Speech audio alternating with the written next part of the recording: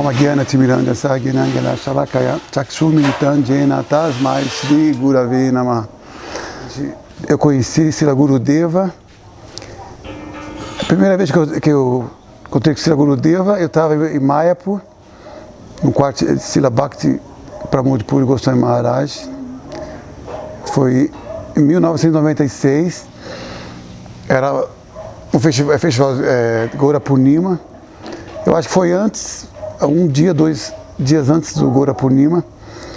Aí Gurudeva, Madhava Maharaja, a Shamarani, foram visitar Puri Maharaj.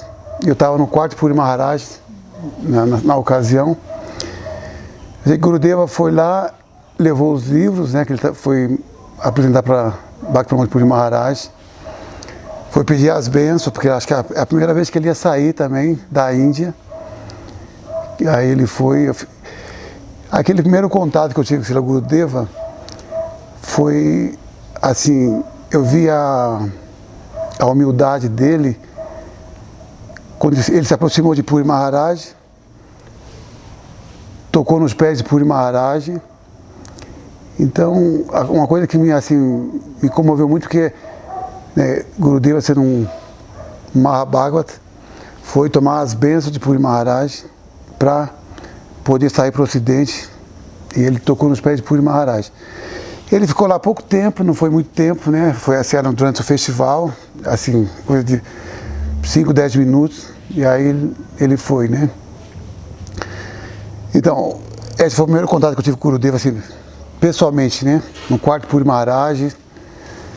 E aí depois, eu estava associado com o Puri Maharaj, né? Era meu Shiksha Guru. Tive esse darshan de Srila Gurudeva especial nesse dia. E aí os devotos vieram aqui para o Brasil, né? Era o Govinda Bhakta, que hoje é o Asha Maharaj, e o Kunja Bihari. Então, eles estavam vindo para o Brasil, Asha Maharaj vindo para o Brasil, e pedindo, né, assim, queriam trazer Gurudeva para o Brasil, né? A primeira vez de Gurudeva para o Brasil, acho que foi em 1999. Então eles vieram assim, alguns meses antes, preparar, né, assim, preparar tudo, né, para Gurudeva chegar ao Brasil. E aí eles me procuraram, tal, né? Eu falei, não, tudo bem, né? Vamos fazer seva, né? Vamos receber Gurudeva. E ainda, assim, eu não tinha aceitado a iniciação dele, assim, formalmente. Mas eu falei, tudo bem, eu vou ajudar, né, a fazer seva para trazer o Srila Gurudeva para o Brasil. E aí, né, aí nós começamos os preparativos, né, trazer Gurudeva para o Brasil, tudo. Teve muitas propagandas contra, né, para Gurudeva não vir ao Brasil, né, assim, os ataques, né, para Gurudeva não chegar ao Brasil, mas nós conseguimos, né, Gurudeva veio, aí ele veio aqui para Itapecerica da Serra, fizemos um festival, não tinha muitos devotos, mas foram muitas iniciações. E aí, né, ainda nesse ano, ainda não tomei iniciação com Gurudeva, não sei porquê, estava muito apegado ainda a algumas coisas da instituição. Ainda não tomei iniciação, estava ainda meio apegado àquela coisa da instituição, ainda não consegui tomar iniciação com Gurudeva, né? Mas assim, meu coração já estava assim, praticamente assim, doado a Gurudeva. Okay. So, I first met Gurudeva in 1998 in Los Angeles, and it was after a very, very actually intense time that my mom was going through. She grew up in ISKCON. My grandfather had been a sannyasi, and she grew up in New Mayapur Gurukul and had kind of been through a lot growing up, and didn't ever really feel the inspiration to take initiation or take shelter of anyone, but she always had memories of Srila Prabhupada from her childhood and the feeling that she had when being with him. And she was going through kind of a rough period before meeting Gurudev, and she had been praying about a week before Gurudev came to LA in '98. She had like a breakdown, and she was like really crying and praying to Srila Prabhupada, what's the point of me coming into your family? What's the point of you being Jagat Guru? What's the point of any of this if I don't have a guide like you in my life? Like, if I can't have someone like you, then what's the point of even trying? I should just give up. And she really had this feeling of like, if he does not send someone some help, I'm just going to give up. And 1 week later, Budaya Prabhu contacted her and said that Gurudev, great friend of Srila Prabhupada, was coming and invited her to come and see him. So she came, and she thought, okay, an elderly sadhu, go and honor him and see him, and he completely captured the heart of my whole entire family. My grandmother, who's a Prabhupada disciple, who hadn't been very connected for many years, and my mother and myself, he completely changed our whole life from the very start. And so we went to the airport and we saw him, and I immediately also had that feeling of like, oh, this is my Prabhupada, like the way that I had grown up seeing Srila Prabhupada, hearing about Srila Prabhupada, and the minute that I met Gurudev, I was like, this is my Prabhupada. And I immediately wanted him to be, I heard everyone calling him Gurudev, and I wanted him to be my Gurudev. So I immediately went up to him and I asked him, will you be my Gurudev? And he smiled so sweetly and patted me on the head and said, yes, certainly. And then after that, he ended up very spontaneously coming to our home and in Los Angeles. And then after that, we went up to the Badger Festival. But before that, actually that was the next year. Before that, the year before that is actually when my mom had met Gurudev for the first time. I met him a year later. And she had gone up to the Badger Festival, and she went to see him, and the minute that she walked into the room, she brought some flowers for him. She went up and she offered the flowers to him, and he said to her, oh, you have finally come. I have been waiting for you for so long. And that was like, oh my gosh, who is this person who has been waiting for me for so long? What does that even mean? And then she gave him the flowers, and he said, oh, thank you. But what I want is to pick your heart like a beautiful lotus flower and offer it to the lotus feet of Radha and Krishna. She was like, I never heard that in ISKCON. Like, I never heard that growing up. Like, what more of a beautiful thing could anybody in the whole world want for you but to pick your heart like a flower and offer it to the lotus feet of Radha and Krishna? And from that moment, it was just like, there was no question of, am I qualified? Is this my guru? Is this, it was just like, she was his, and that was that. So then when I went up, I took initiation and I took Harinam. And when I took Harinam, I remember Gurudev said to me, he asked me, where are you from? And I said, oh, I'm from San Francisco. And he's like, no, where are you from? He asked me again. I said, oh, well, I grew up in Vrindavan. I spent some time in Vrindavan when I was younger, and I'm from here. And I started telling him all the places. I was only like 8, so I was just like, you know, whatever. I just wanted the beads and wanted to, you know, get on with it. Anyways, and then he kept asking me and kind of like laughing and joking, where are you from? And I was like, oh, I'm from Berkeley. I'm from here. I'm from there. And then he came really, really close to me, and his eyes opened really big, and he got this big magnetic smile, And he said, oh no, you are from Golok Vrindavan. And it was like, it's like when they describe how when you go to the spiritual world and you finally get your eternal form, everything else feels like a dream, and your pure identity and your wholesome self is like there, and it's eternal, and it's ever fresh, and that's what it was like with Gurudev. Like when you would step into Gurudev's Kunj, when you would step into that world of him and you, and he would look at you, you would just feel like, you would feel like even if you have so many contaminations and even if you're so deluded, as soon as you would be around Gurudev, you would just feel like your most real, your most purest, your most highest self being reflected back at you. Yeah, I've been staying in Vrindavan for some time, and I had a dream. And Gurudev was in it, and some devotees had told me that if Guru appears in your dream, then that's non-different. So I was keen to find out for myself, and I approached Gurudev the next day, and I went, Gurudev, I had this dream and you were in it. Is this real or is this my mind? And he went, no, this is my mind. Like that. So I still don't know what to think about that. And another time,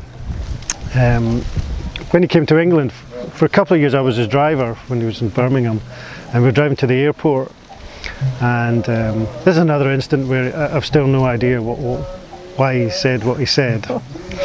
And he turned to me and he said, there's an airport, Heathrow. And I went, yes, Gurudev. And he said, yes, that's because once there was a king, name of Heath. And that was it. He didn't say anything more after that. So I was left driving along thinking, God, what's all this mean? What does it mean? Another time driving, when I was his driver, driving was good, but getting to hang about, waiting to ferry him to the program, that was the best bit, because you got to be like in the house where everyone was, and there wasn't many people allowed in the house. And one time there was a little lull in activities between the afternoon darshans at Nanda Sutta Prabhu's house in Birmingham and going to the evening program.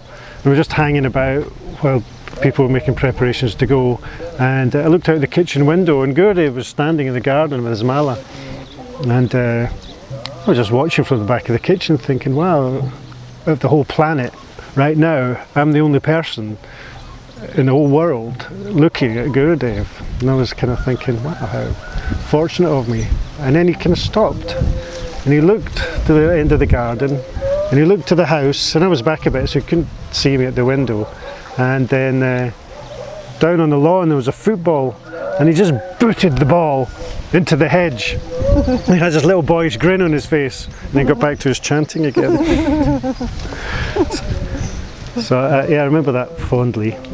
Another time we were in Spain, a very small program up in the mountains, and he did a really unexpected morning darshan, and everyone in the whole place, the festival was so small that we could all fit around his feet, just about 20 people, and everyone was there except for one, and that was Braj Mohini, my wife.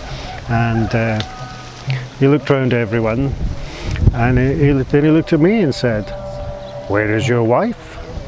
Bewildered. And to this day we have this when one of us is somewhat bewildered about something.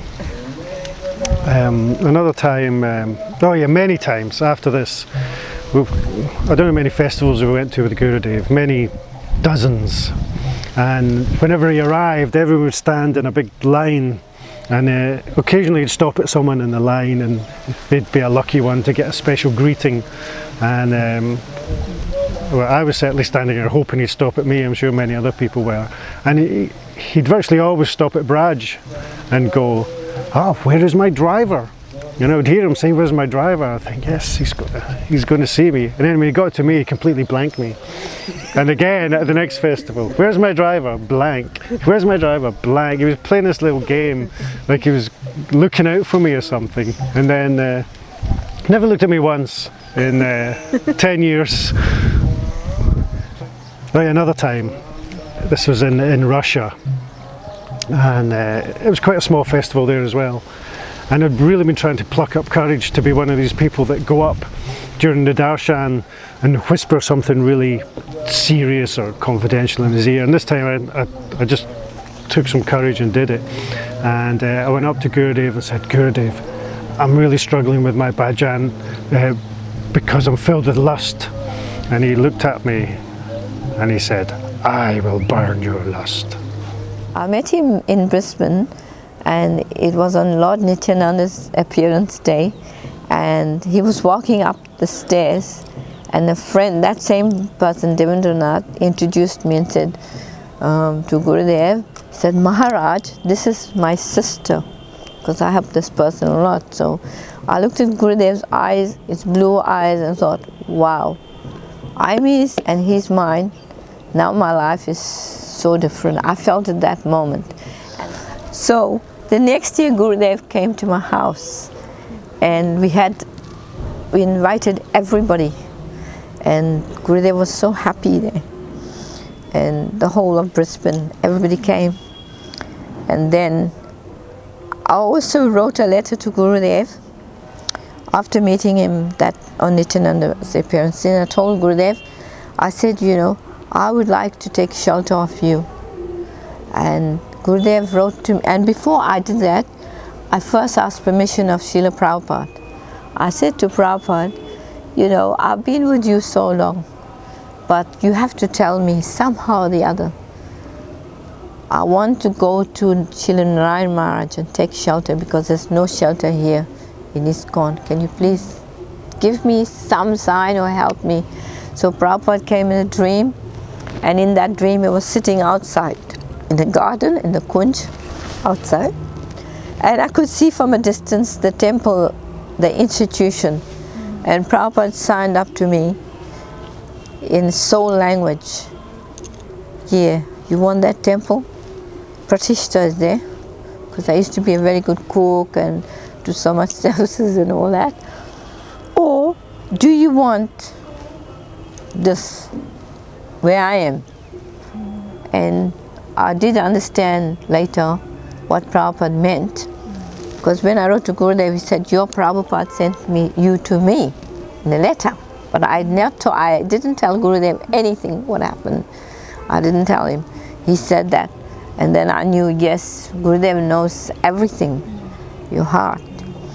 And so from then onwards, my real spiritual life began.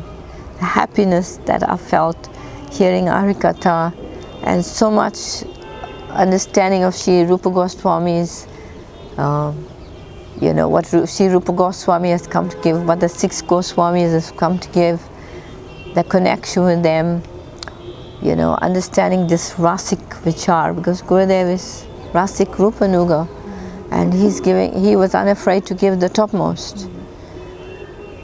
I found a jewel, and you know, when you're in association with a jewel and all the sparkles shine onto you, so through Gurudev, that my knowledge of Krishna, and of course topmost Srimati Radhika and her role in bhakti, you know, how she's Bhakti Devi herself. When we were in ISKCON, we just chanted Hare Krishna. We didn't really have so deep understanding of Srimati Radhika. But when meeting Gurudev, he made us understand his love for Srimati Radhika. He tried to make us understand, yes, Sri Radha is everything in bhakti. So then, of course, what Srila Prabhupada showed me, that he was out there, the kunjas. So Gurudev was taking us to all the kunjas, from one kunj to another, one lila stan to another. And so that enriched our hearts and made us understand what is the difference between Vaidhi and Raganuga Bhakti and topmost Rupanuga Bhakti. Gurudev is giving the highest. And so when Gurudev came, every time he came, well, you know, we became more and more purified by his presence, and just the natural. Gurudeva would be just skimming his eyes, looking at everybody. So much love and affection coming from Gurudev that it was like not for just one, for every single disciple, no matter how unqualified, no matter how foolish, mudha, but Gurudev was giving his kripa, and he's saying, yeah, I am giving you the seed of bhakti, and then you have to cultivate the seed. It's like, go and work on it, do your sadhana, be honest and sincere.